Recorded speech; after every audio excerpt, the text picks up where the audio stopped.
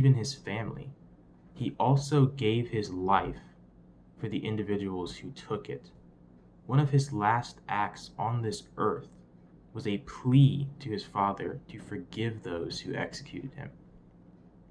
This is the perfect example of the relationship between Jesus Christ and mankind. In the same way today, if a small child were to act out, we would say, oh, well, they don't really know what they're doing. They don't really know what they're saying.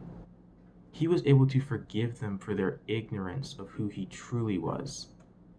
Can you imagine any king in human history being beaten, whipped, and openly mocked by his subjects, and in his heart forgiving them? Even in spite of his suffering, he was still most concerned with the well-being and souls of others. I was personally convicted when I was reading through the different accounts in the Gospels of the crucifixion to find a period in my life where I had even attempted to consistently display that same level of spiritual maturity and strength. And right now, with everything in the world that's going on, there are so many opportunities for us to grow in precisely that area, our spiritual strength and maturity. There are so many people who need that same level of unmerited grace that Jesus Christ offered to us all on the cross.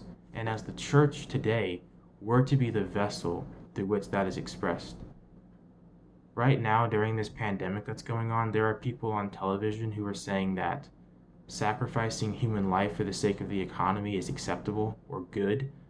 There are people who everywhere are not following these social distancing and stay-at-home guidelines. They're endangering not only themselves but also everyone else in their life they may come into contact with.